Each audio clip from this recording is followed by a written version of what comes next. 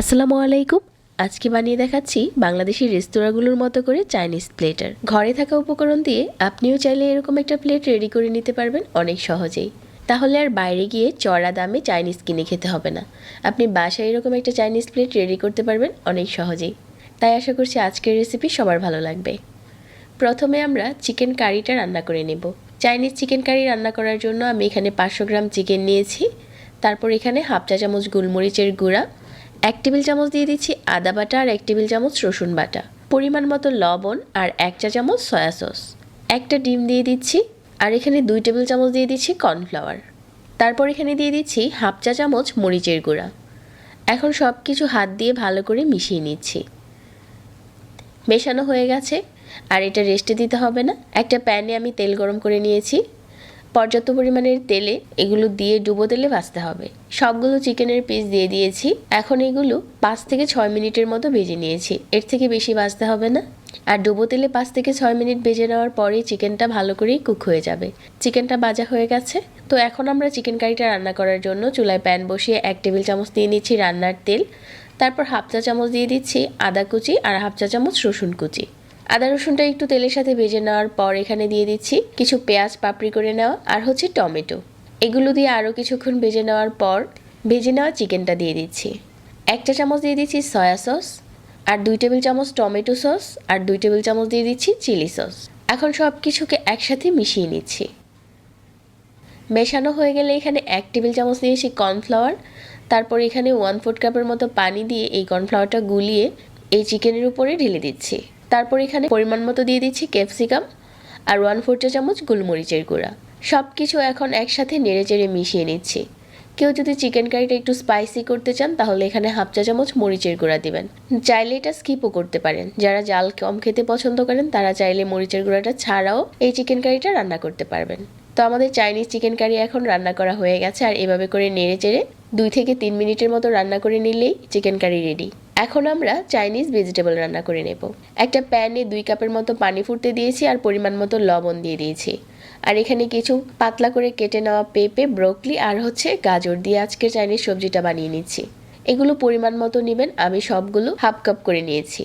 সবজিটাকে আমি 5 মিনিটের মতো সিদ্ধ করে নিয়েছি। চুলার আঁচ বাড়িয়ে 5 মিনিট সিদ্ধ করে নিয়েছি। তো এখন চুলা থেকে নামিয়ে একটা স্ট্রেনারে নিয়ে পানি ঝরিয়ে নিচ্ছি। চাইনিজ ভেজিটেবলটা রান্না করার জন্য 1 চা চামচ দিয়ে দিচ্ছি আদা আর রসুন কুচি, 1/4 চা চামচ গোলমরিচের গুঁড়া, 1 চা চামচ সয়া সস, অর্ধেকটার মতো পেঁয়াজের পাপড়ি আর কিছু ক্যাপসিকাম। যেই সবজিটা আগে থেকে সিদ্ধ করে রেখেছিলাম এখন ওইটা দিয়ে দিচ্ছি। আর হচ্ছে এখানে যেই সবজি সিদ্ধ করা থেকে পানি বের হয়েছিল ওইটা থেকে দিয়ে দিচ্ছি 1 কাপ। এখানে অন্য পানি না দিয়ে সবজি সিদ্ধ করার পানিটাই দিবেন। আর 1 টেবিল চামচ কর্নফ্লাওয়ার গুলিয়ে নিয়েছি ওইটা দিয়ে দিচ্ছি। আর এই সময় মাঝারি আঁচে রান্না করে নিতে হবে। ঝালটা কীরকম খেতে চান ওইটা বুঝে কাঁচামরিচ দিয়ে নেবেন। এখন আমাদের চাইনিজ সবজিও রান্না করা হয়ে গেছে। এখন আমরা ক্রিস্পি চিকেন ফ্রাইটা বানিয়ে নিব।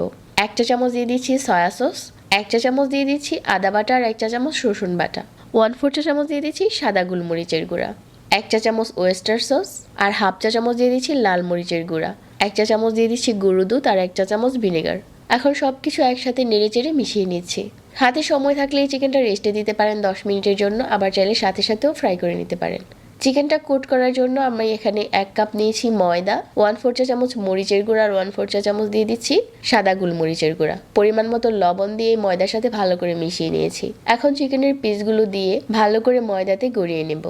এভাবে করে হাত দিয়ে গড়িয়ে এক্সট্রা যে ময়দাটা থাকে ওইটা ঝেড়ে ফেলে দিলেই দেখা যাবে যে উপরটা অনেকটা ক্রিস্পি দেখা যাচ্ছে। ঠিক এই পর্যায়ে হচ্ছে এগুলো আমরা ডুবো তেলে দিয়ে দেব।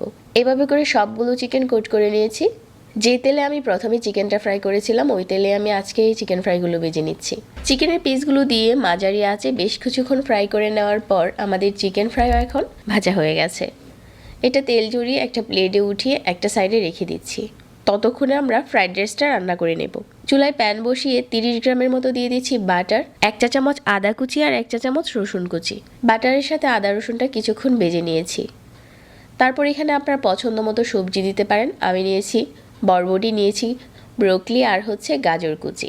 এগুলো বাটারের সাথে কিছুক্ষণ ভেজে নেওয়ার পর এখানে একটা ডিম ভালো করে ফেটিয়ে নিয়েছিলাম, ওই ডিমটা দিয়ে দিচ্ছি সবজিগুলোকে একটা সাইড করে। তারপর এখানে 1/4 চা চামচ গোলমরিচের গুঁড়া আর পরিমাণ মতো লবণ দিয়ে এই ডিমটা একটু সাইড করে ভেজে নিচ্ছি। ডিমটা যখন ভাজা হয়ে গেছে, এখন সব কিছু নেড়েচেড়ে একসাথে মিশিয়ে নিচ্ছি। ফ্রাইড রাইসের রাইসটা আমি আগে থেকেই রান্না করে রেখেছিলাম। আমি এটা চিনি গুঁড়া চালের রাইস রান্না করেছি। আগে রান্না করে রাইসটা যদি আমরা নর্মাল ফ্রিজে রেখে দিই, তাহলে ফ্রাইড রাইসটা রান্না করার সময় যেরকম বেঁচে যায় আর রাইসটা অনেক ঝরঝরে হয়। তারপর এখানে 1 চা চামচ দিয়ে দিচ্ছি সয়া সস। এখন হচ্ছে সসগুলো দিতে থাকবো আর রাইসটা মিশাতে থাকবো। 1 চা চামচ দিয়ে দিচ্ছি চিলি সস আর 1 চা চামচ দিয়ে দিচ্ছি ওয়েস্টার সস। আর অবশ্যই এখানে ফিশ সসটা দিবেন, তাহলে আপনার ফ্রাইড রাইসটা খেতে একদমই রেস্টুরেন্টের মতো হয়ে যাবে। 1 চামচ দিয়েছি ফিশ সস। সব কিছু এখন একসাথে নেড়েচেড়ে মিশিয়ে নিচ্ছি। আর আমাদের ফ্রাইড রাইস রান্না করাও হয়ে গেছে। এখন হচ্ছে আমাদের চাইনিজ প্লেট সাজানোর পালা। অনেক অল্প সময়ে আপনি এরকম 4টা আইটেম রেডি করতে পারবেন, আপনার হাতের কাছে যদি সবকিছু থাকে। এখন একটা বাটিতে রাইস নিয়ে প্লেটের মাঝ বরাবর রেখে সাজিয়ে দিচ্ছি। আর দিয়ে দিচ্ছি চাইনিজ ভেজিটেবল, চিকেন কারি আর চিকেন ফ্রাই। আমাদের তৈরি হয়ে গেল চাইনিজ প্লেটার। আপনিও চাইলে বাসায় ইজিভাবে এই চাইনিজ প্লেটারটা বানিয়ে নিতে পারেন। সহজে শেয়ার করেছি, যে কেউ বানাতে পারবেন। আমার রেসিপি দেখার জন্য ধন্যবাদ জানাচ্ছি। রেসিপি ভালো লাগলে চ্যানেল সাবস্ক্রাইব করবেন। সবাই অনেক ভালো থাকবেন। আজকে এখানে বিদায় নিচ্ছি। আল্লাহ হাফেজ।